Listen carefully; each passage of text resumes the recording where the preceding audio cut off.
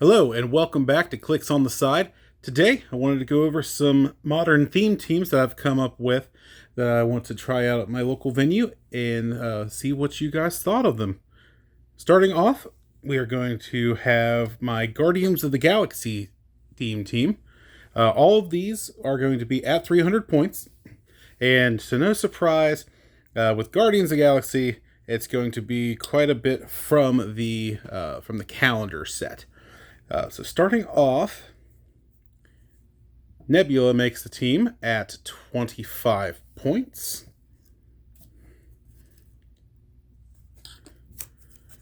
At 25 points, she comes in with the Guardians team ability and wildcard. Avengers, Guardians of the Galaxy, Ravagers, Assassin, Pirate, and Robot keyword. Has the trait of disarming Bucky. When Nebula hits with a close attack, instead of normal damage, she may unequip a hit character, then pick up the unequipped equipment. Also has the special movement on her first click. You can't outrun me. Charge. When Nebula uses it after resolutions, she may make a ranged attack. So it's only 3 clicks long at 25 points. Does have the super senses and the exploit weakness with the precision strike as well. Nothing else going on the back. And for the purposes of this team, she will be carrying the Bucky's arm equipment for the close combat expert and super senses.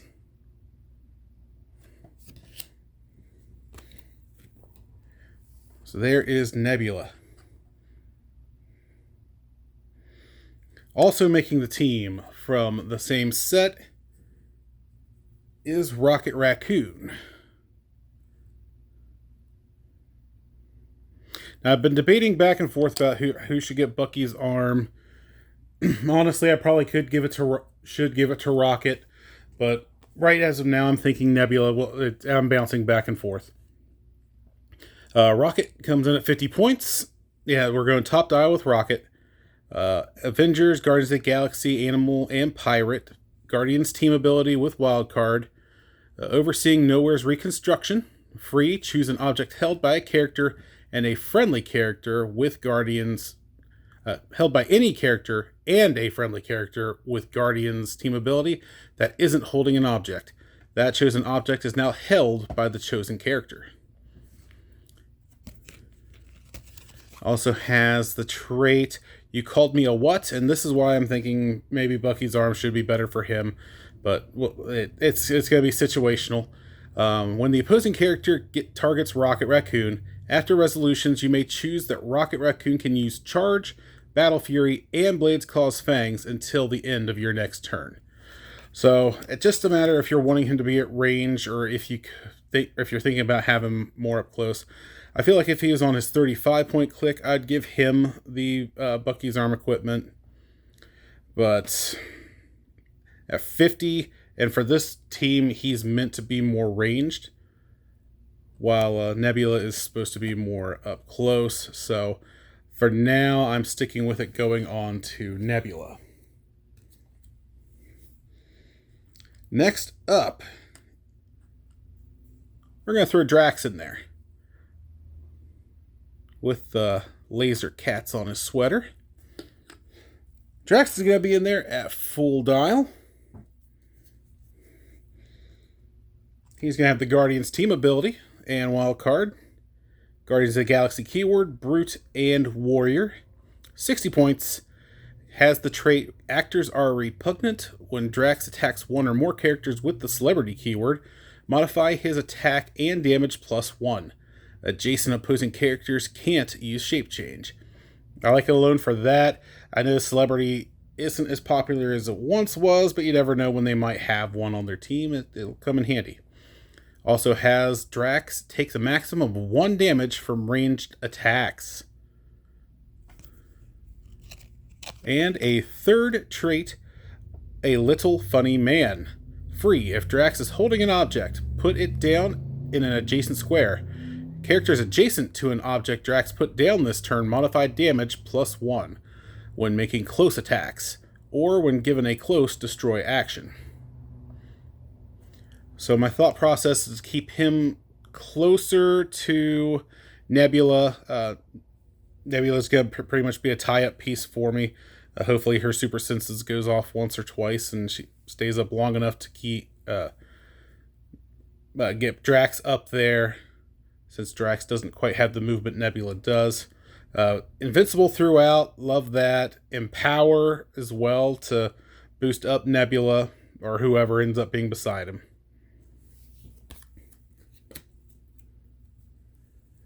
Alright, that brings us to our wild card. Everyone's favorite lately, Black Shirt Scott Porter will join the Guardians of the Galaxy. If you don't know him by now, I'm sure most of you have seen his card. Scott Porter, celebrity. His trait is comics knowledge and acting roles. When establishing theme teams, choose a keyword, then choose a team ability that another friendly or opposing character has on their dial. This game, Scott Porter has the chosen keyword and team ability. During game setup, if Scott Porter is part of a themed team, increase the result of your roll for first player by +1. So, of course, he's going to gain Guardians to make it a theme team. But when it comes to team ability, he could pick Guardians, as that's the only option he has. But that with him, you're going to be looking at your opponent's force. Almost all the rest of the Guardians on this team have wild cards, so hopefully one of them has Spider-Man team ability, or Avengers team ability, or Justice League. Team abilities you really do want to copy, so you're kind of just hoping that someone on the opponent's team does have that for him to get, and then the other Guardians can go ahead and copy that off of him.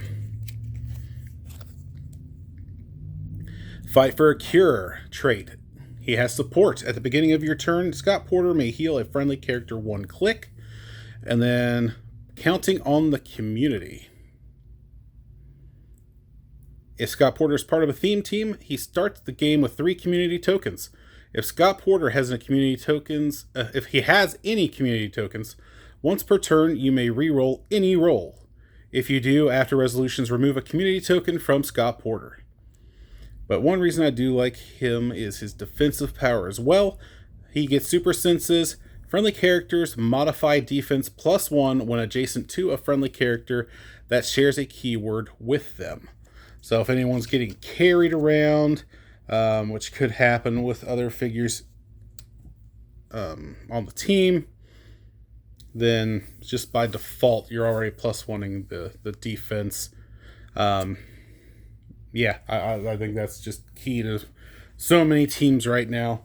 And a couple other teams I'm going to show off a little later. All right, now the one that is not... we'll save her for last. Next up will be StarLord from the same calendar set.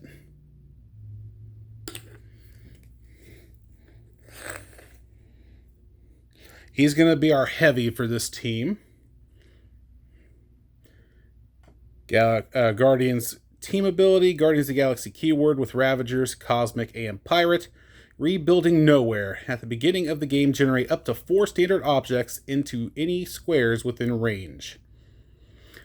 Also has gifts to cheer up Quill. Other friendly characters can use Perplex. When they use it from this source, they must destroy an object they're holding, or that use of Perplex has no effect. We are doing him at his top dial at 60 points. So he starts off with the Hypersonic, Pinsai, ESD, and the Leadership. He also comes with a second trait. When StarLord would be KO'd, you may instead replace him with number 11, Young Peter, on click 3. Right there he is. So on click 3, he has Sidestep, Prob, ESD, and then his special attack power there. Generate a standard object when Peter or an adjacent friendly character with Guardians may immediately pick up that object. So if he does happen to go down, you do have a little backup plan to try to get something done. At least gives you Prob later on. but not a bad starting dial for him. But the reason he's going to be so key is the last member of this team, and that is from the Avengers 60th set, Super Rare StarBrand.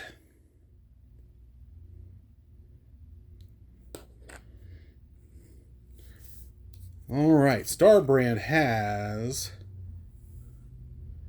Power Cosmic and Guardians of the Galaxy team abilities, Avengers, Guardians of the Galaxy, and Cosmic keywords. There we go. Has a couple traits, or has a trait. First trait is Born to Protect the Earth. When StarBrand attacks one or more opposing characters with the Cosmic keyword or that have Power Cosmic, modify her combat values +1. When StarBrand is attacked by a character with the Cosmic Power keyword or has Power Cosmic, modify her combat values +1. So that alone is nice to have. She is 75 points, so she's a little pricier.